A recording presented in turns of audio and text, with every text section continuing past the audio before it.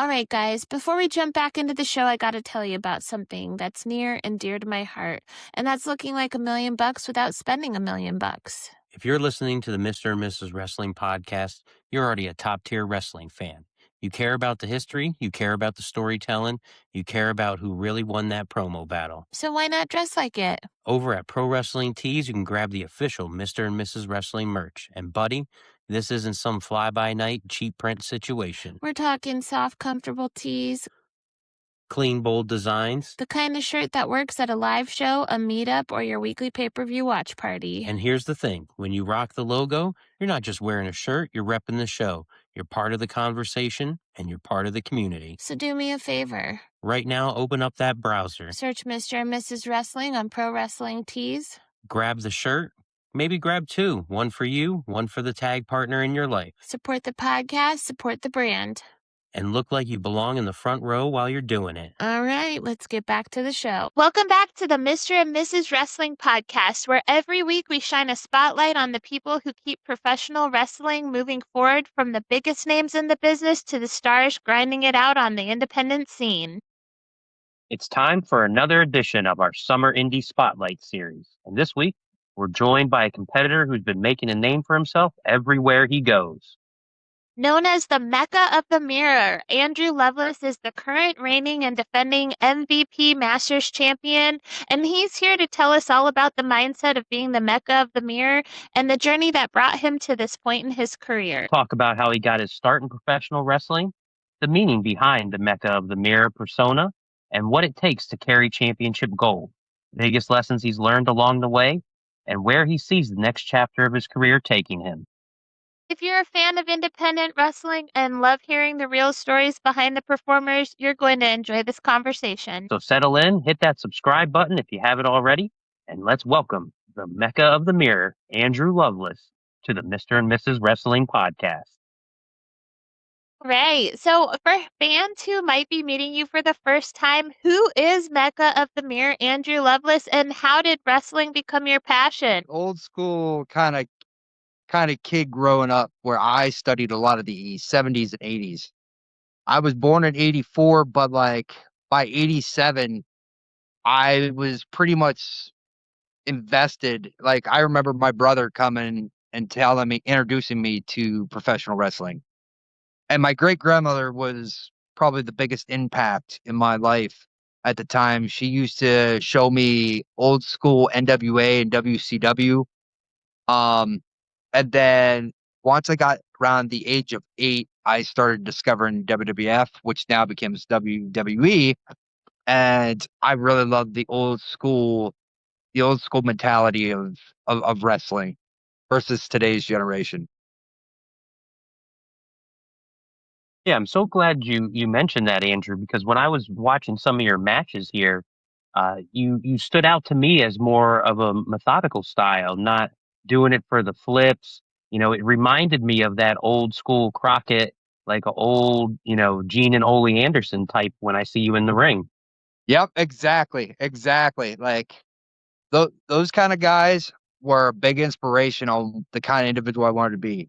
Because as I was finding myself at first in the indie scene, I started doing that flippy dippy garbage. And then I realized that I don't have to take those high risks. Like, I could be more genuine, more myself.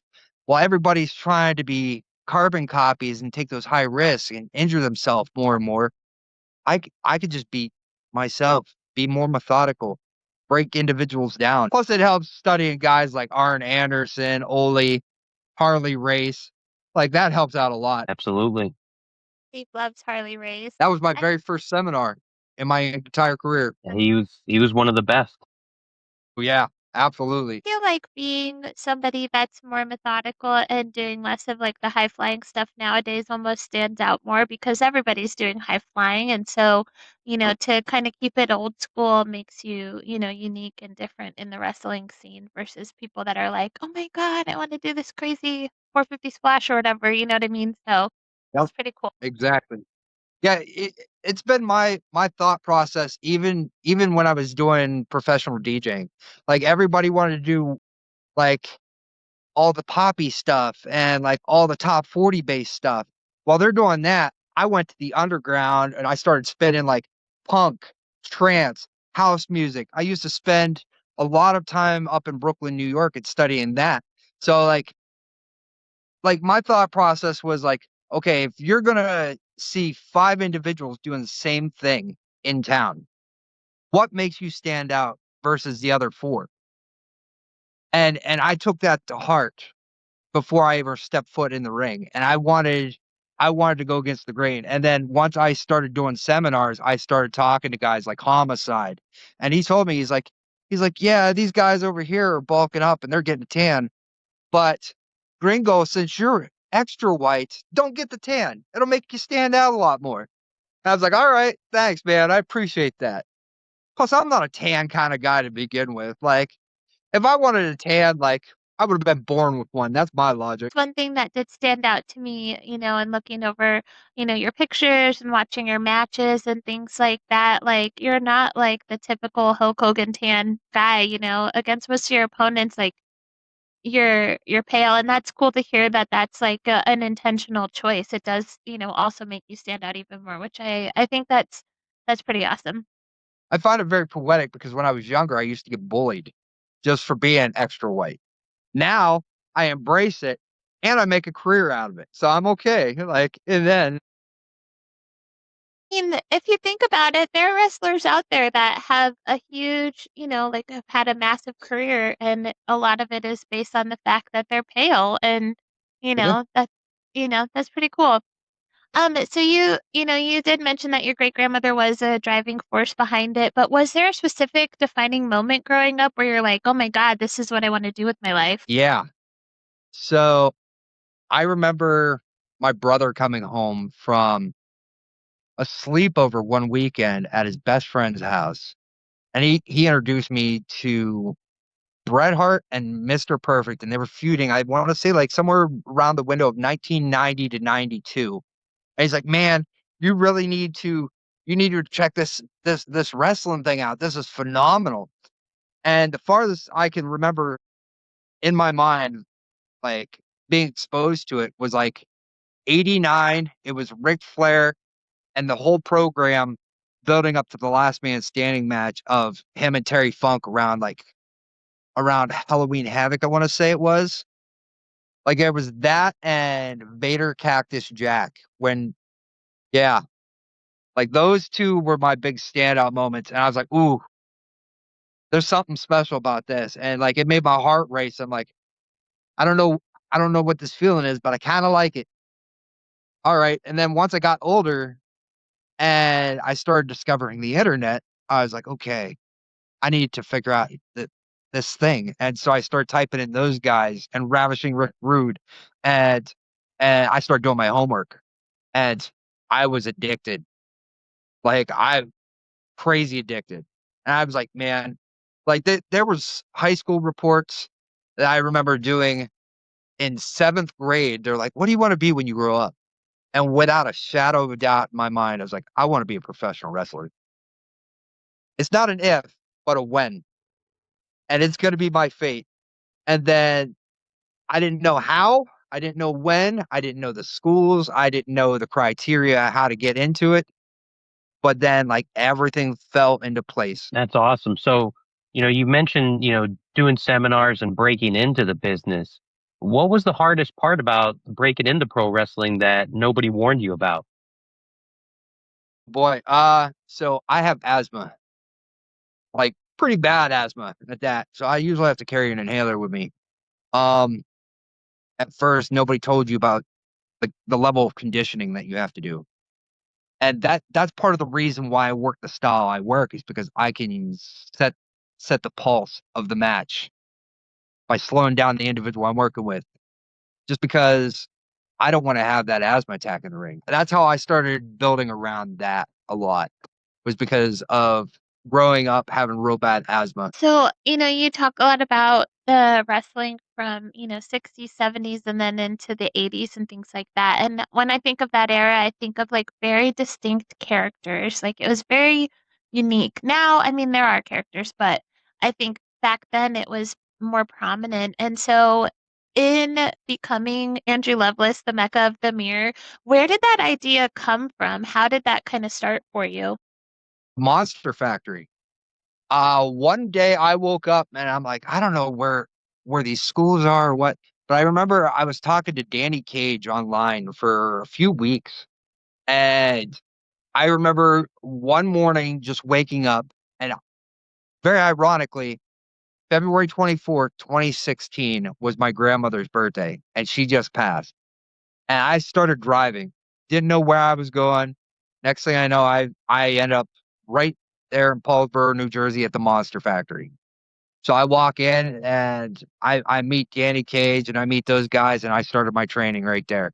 And one of the very first lessons he taught me was make sure that your gimmick, your name, your ring name is marketable in different aspects. So this way you don't handcuff yourself right out of the gate. So I started out with just the simple name of Andrew Loveless. And I wanted it to be something simple but unique because, like, the name Andrew is an homage to a foreign exchange student that came over from Germany that we brought over when I was in ninth grade. So I really like that, and that was kind of my homage to him.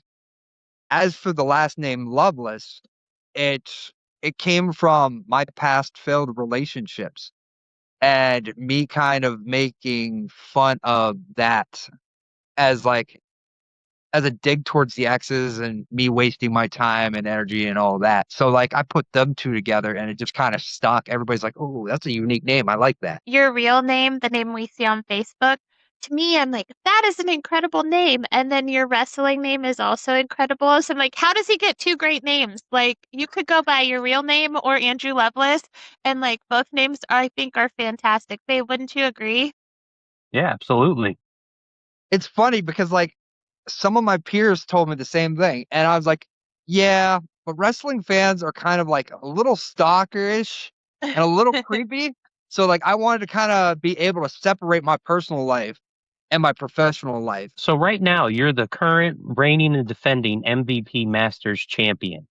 What did winning that championship mean to you personally and professionally? It was a 5-year chase. Before I got into the back into the business, my brother committed suicide. And So sorry. so that hit me and my mother real hard. And I remember at the memorial, I told my mom, I was like, I don't deal well with grief at all. So I told her, I was like, the only way I'm gonna be able to cope with this is the best way I know how. And this this journey, this dream was what both me and my brother wanted in life. And I have to go and do this, and I have to win at least one world championship somehow, some way to honor my brother. So I worked my butt off the last 5 years, and I didn't know when it was going to happen or how. But the day that I won that was the biggest test of my entire career. I ended up having to go through 3 matches that day. And poetically, it was on my mother's birthday after she passed. So at that point, I was like, wow, this is fake. So we had a tag team match that day. Me and the Hammer Max Strong, we ended up losing. He ended up getting pinned. And then next I know, the promoter's like, hey, at the end of this show, we're having a Royal Rumble.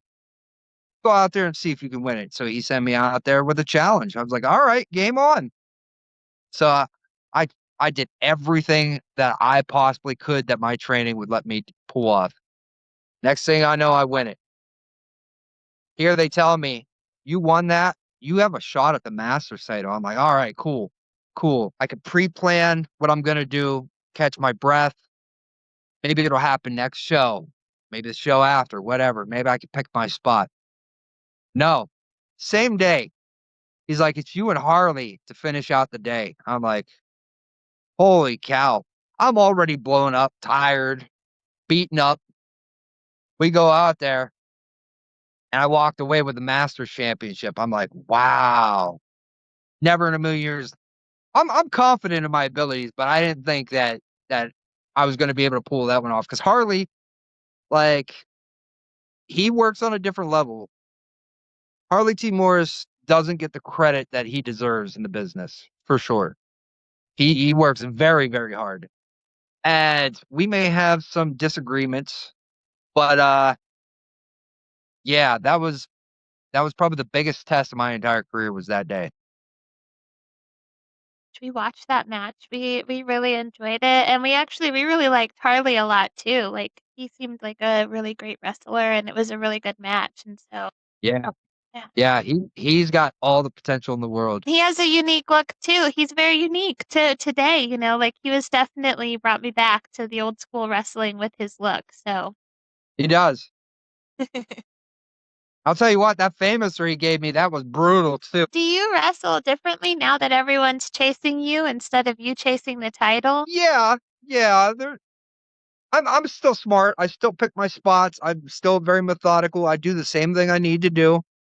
It's just it's just waiting for the time because there's I don't want to give away all my cheats, all my cliff notes, but like there's certain things you have to look for to pick certain spots is the best way I can explain it. So we've talked about the highest of highs for you, but one of the matches I got to see with you is someone who's not too fond of this podcast right now, Mr. Thomas Mathis, and that particular match didn't come out in your favor. So how do you balance, the highest of the highs and those crushing defeats to keep you level and keep that fire burning? Oh, it's great. Like you learn more from losing than you do winning. And it's true. What they say is iron sharpens iron in this business. And what better way for me to test myself and my training than to go against somebody as good as Thomas Mathis? So I saw the opportunity with 814. Absolutely, I'm going to take that booking. And yeah, I might not have won. And he he really tested me too. Like him and Harley are right there for the top two spots in my career for like workhorses.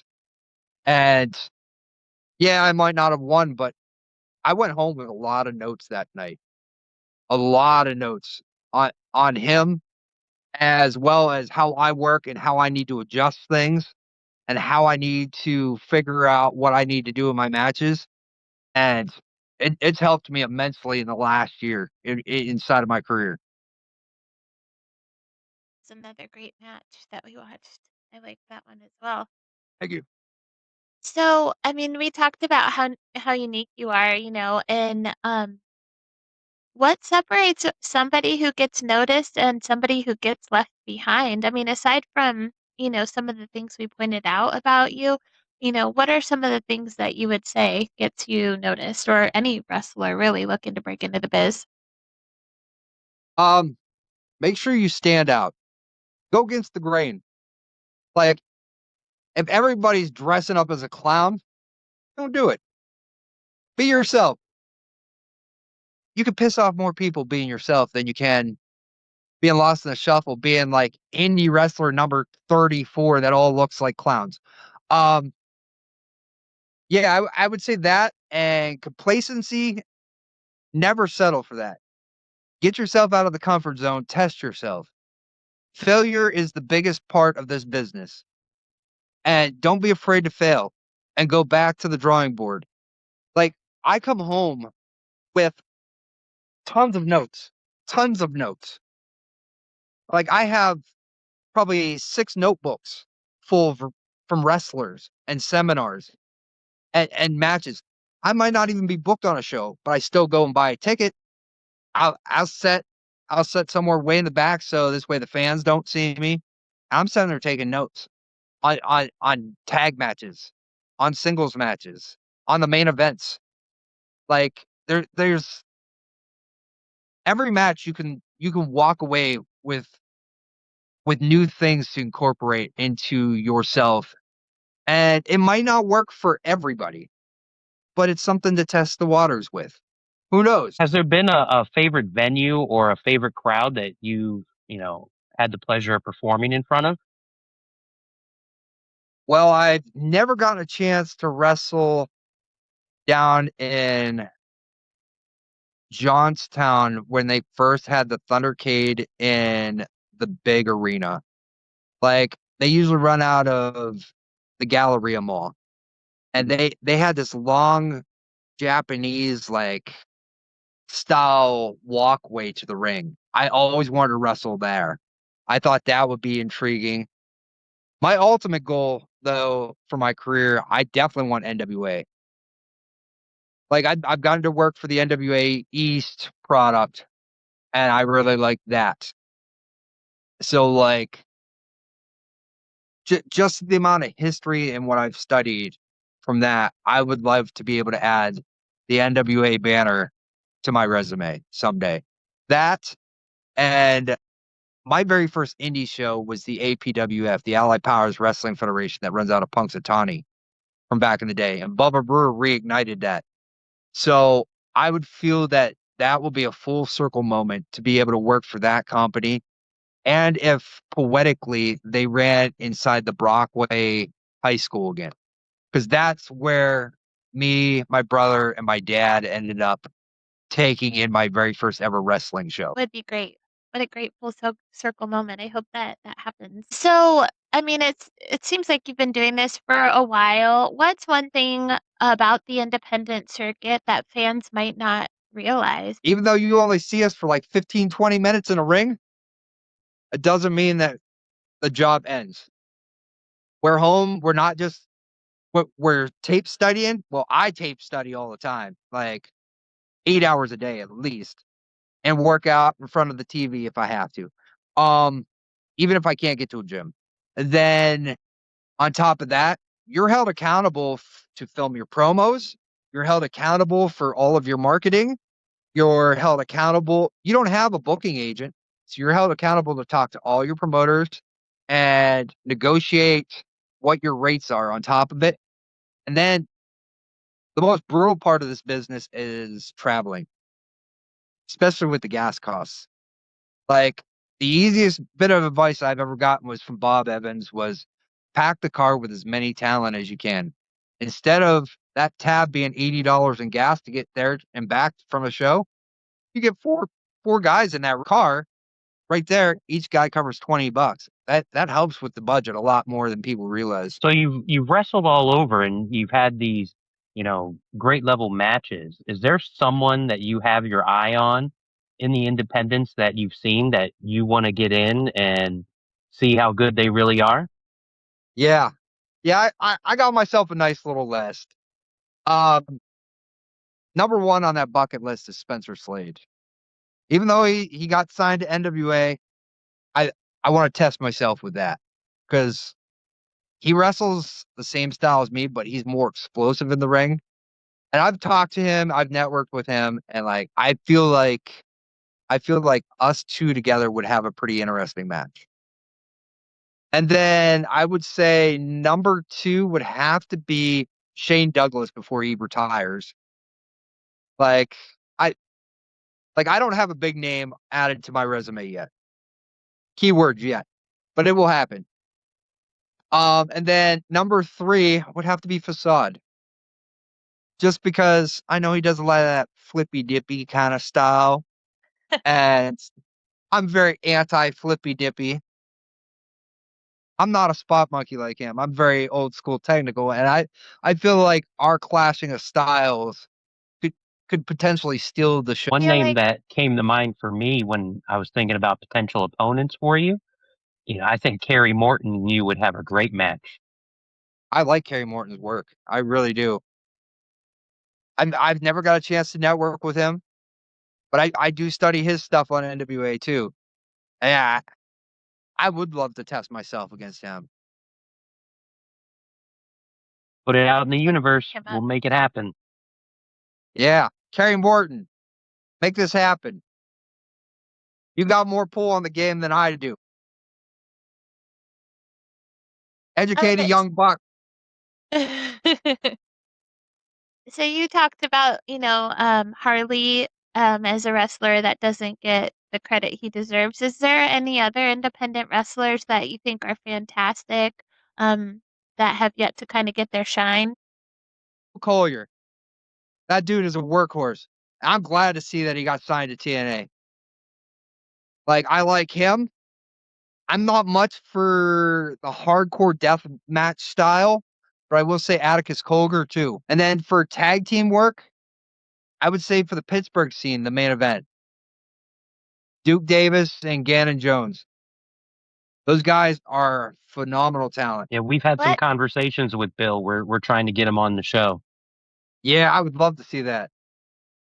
It'd be awesome. I He's definitely interested. It's just up to TNA who he can work with, and Yeah. so we're trying to get a little bit more under our belt, and then hopefully we'll be able to get him on because he would love to be on. would also say J J Rue is another one. He's like a 20-year vet, 25-year vet, somewhere around there for the Pittsburgh scene.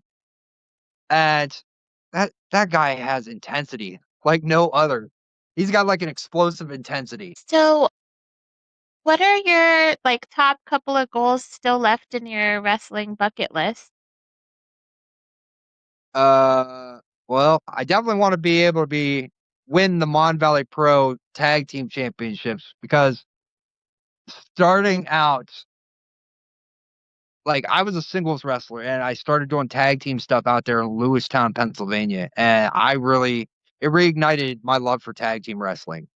So, and I know how crucial, how prestigious those tag team championships are to the tri-state area. So the Mon Valley Pro Tag Team Championships are my big bucket list, as well as I want to make this Masters Championship one of the most important championships on the whole East Coast. Like to me, creating it's not about the belt being a prop or anything like that. To me, it's about what you can do to add prestige to that company and to that championship.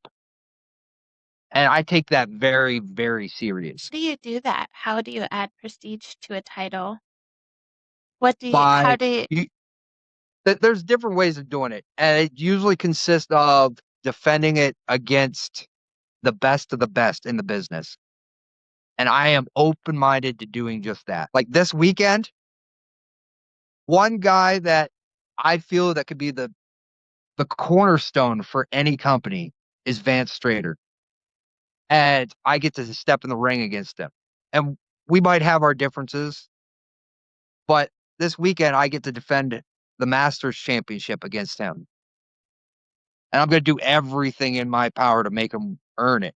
That's for sure. I mean, he's got a lot to live up to. If you had to go through three full matches in one day to get this title, he's got some big boots to fill. He's a big boy. He's already got some big boots. But yeah, yeah, I know he's been a champion quite a few different spots for sure. And he hits hard. Like I know this isn't going to be just a match. This is going to be like a bar fight. So I got to be smart and methodical going into this guy because I can't match power with him. But I know what I need to do. And this weekend, I'm going to make him work for it for sure. Yeah, you do have a big event coming up. So by the time this airs, the event will have already happened, but definitely you can go ahead and hype it up and talk about it. Yeah. So Mon Valley Pro this weekend, July 11th, they're having a free event, family friendly. It's going to be Wrestling with Faith down at the City Reach Church in Charleroi, Pennsylvania. Everybody's welcome. It's a great time. Bring your moms too. Moms love wrestling and they love Andrew Loveless. So it's a double win right there. And you can, if you want to be a good son, you buy him a shirt, which I have plenty of Exactly. brand new ones. Like this one. Sweet. Yeah. I just got them in. Do you sell just locally, or do you have a pro wrestling tee shop or an online shop somewhere? No, I'm old school. Like I'll sell them at shows, or if I can, I'll mail them out to people.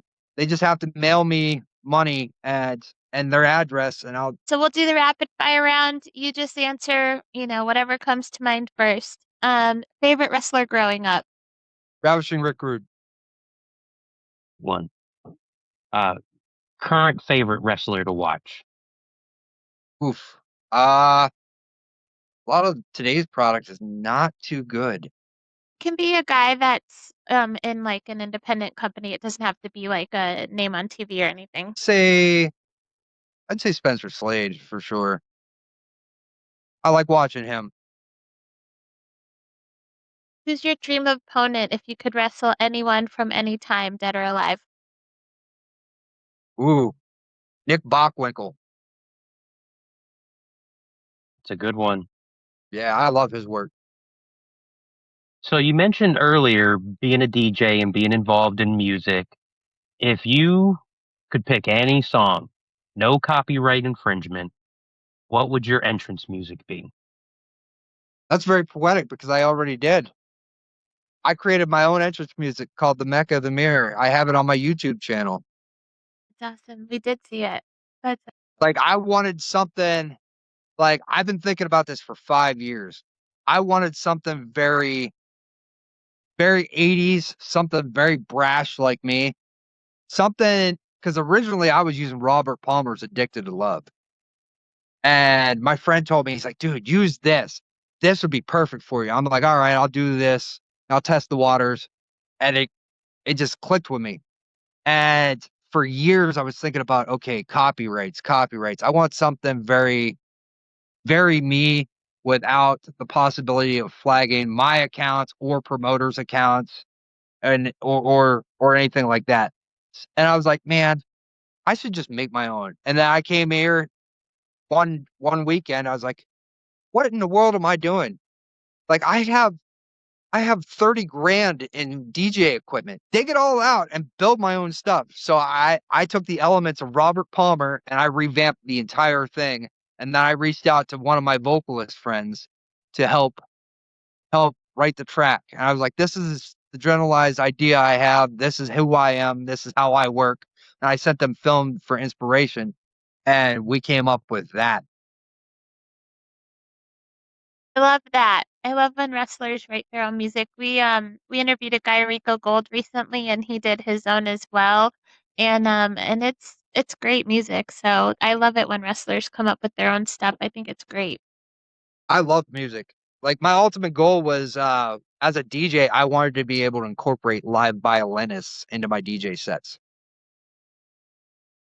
And I've just never been lucky enough to be able to find that live violinist. I already have the drummer on lock and key ready to go. All I need is the violinist. You might be looking at, I mean, those are hard to come by. They are. They are. I've been searching for 15 years.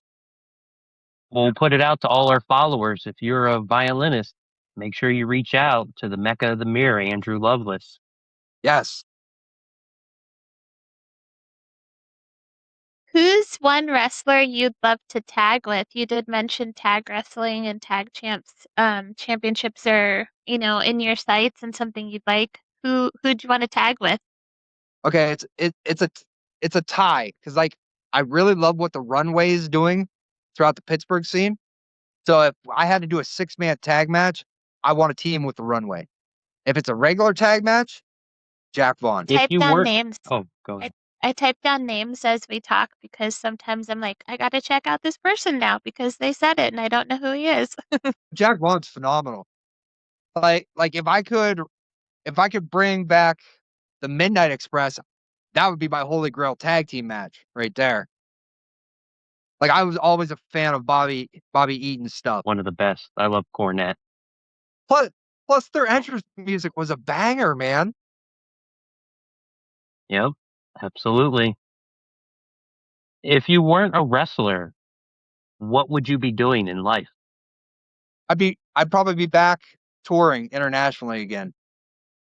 I got to do it in Spain and in France. and it was a unique experience. Spain was phenomenal. They're crazy over there. I love it. They they love my house music and trance over there. Like I was borderline almost Beatle famous in Spain back in the day. And it was a great experience. So you toured for your music then? House Yeah. trance music? That's awesome. My brother, he makes, it's like EDM, but he loves making his own music. I don't think he would call it house, but he's Fun talented. story. Did you know in America we are the only country that classifies genres and subgenres of music as EDM? If you use that term in Europe or Russia, they're like, "Huh? What? What?" Yeah, it's almost like you're speaking Korean to them. Like they don't understand it because, like, to them, drum and bass is drum and bass. You have house, trance, break beats, like tech house, like all those genres have their own respect. Great. So our last big question here. 5 years from now, what does success look like for the Mecca of the Mirror, Andrew Loveless? Love to be able to be. I'd like to be able to wrestle for MLW and compete in their battle riot. And I would love to be able to wrestle for NWA. Like those are probably my two big tests that I want in my career. I think the Everything else, I'm NWA is open. Like a lot of the direction I try to go by is based on the companies that my brother used to follow and used to study when he was alive. So like one of like I wanted to be able to work 814. That was like one of my main goals when he passed. Same with Mon Valley Pro. Um, I want to be able to work Enjoy because I'd like to be able to add that to my resume because my brother used to follow them. IWC is pretty much the holy grail for our area. Like that, like I'd like to be able to do that. Like I want to be able to pretty much pretty much, I want to go test myself in every company I possibly can. Rise Wrestling, that's another one. I remember me and my brother used to travel down there all the time. Like I know a lot of these companies, if they do listen to this podcast, they all butt heads. It's an ego thing throughout the Pittsburgh scene, and like I don't understand why it's not my place. I don't politic stuff like that. I love the business. I support every company I can, and I respect everybody in this business. Even though I might be a shit human and I might not shake your kid's hand, the business is very important. It's a lot more important than people realize. The Pittsburgh scene in wrestling is one of the most important scenes for the whole United States. Awesome. I think that's exciting to hear because I mean, our goal with the podcast, aside from we do like our weekly review, of course we watch national companies, but our goal with like the summer indie series is to be able to take this and do it year round and meet wrestlers from promotions all across the United States that don't get their shine and meet new wrestlers because I think like this is where it's at. The Yeah. big names of today wouldn't be who they are if it weren't for independent wrestling outside of that. And so um, Pittsburgh is one area that I'd like to get more into, but I haven't really dove into it yet. But Rise is on my radar. I have seen a lot of stuff of theirs on Facebook and stuff. So it is nice to meet wrestlers, from all over the place because you learn about these areas. Like, who knew Pittsburgh was so huge? I didn't. Yeah. Yeah, there's a lot of companies inside of Pittsburgh. And I love and respect every one of them, which is unheard of for a wrestler to say on a podcast. And it might be a little controversial because, like I said, everybody's ego and button heads. But like for me, I'm one of those ones that like I've loved this business. I've loved the game for as long as I've been exposed to it. That you're passionate about this business in all forms and that you respect other wrestlers and their talent and I think that's huge. That's, unique to see. So it fits right in with your persona 'cause you're unique. So, for our listeners, you're probably a newer wrestler to them. Where can they find you online? What socials are you on? I have TikTok, Instagram, and Facebook. You can look up the Mecca of the Mirror, or it'll be the Mecca of the Mirror Andrew Loveless, or you can just type in Andrew Loveless. I think on my Instagram handle is the Be All, because that's what I started out as, the Be All Andrew Loveless. So feel free to give me a follow. Share my stuff with as many people as you want. If you like it, you like it. Feel free to comment. If you think I suck, comment on it. And I might respond back and tell you drink bleach. Whatever, it is what it is. Huge thank you to the Mecca of the Mirror, Andrew Loveless, for taking the time to join us, share his journey from the early days of chasing the dream to become the current reigning and defending MVP Masters champion. We appreciate the stories, the honesty, and the passion you bring to professional wrestling. Thank you guys for having me. If you're not already following Andrew Loveless, make sure you do. Support him on social media, check out his upcoming appearances, buy a ticket to an independent wrestling show, and experience what the Mecca of the Mirror brings to the ring for yourself. Supporting independent wrestling means supporting the future of this business. Exactly. Get off your mom's couch. Go support indie wrestling. And to everyone listening, thank you for making the Mr. and Mrs. Wrestling podcast part of your week. If you enjoyed this interview, help us grow by subscribing on YouTube. Follow us on Apple Podcasts and Spotify, giving us a 5-star review, and sharing this episode with a fellow wrestling fan. Be sure to follow us on Facebook, Instagram, X, and TikTok so you never miss a new episode, interview, or live reaction show. We've got plenty of guests lined up all summer long, and trust us, you won't want to miss what's coming next. Until next time, for Mr. and Mrs. Wrestling, thanks for listening and keep supporting independent wrestling, and we'll see you in the next episode. This is the Mecca of the Mirror, Andrew Loveless, and the greatest Mon Valley Pro Masters Division champion. You're tuning in to Mr. and Mrs. Wrestling. So give him a follow. Don't be a nerd.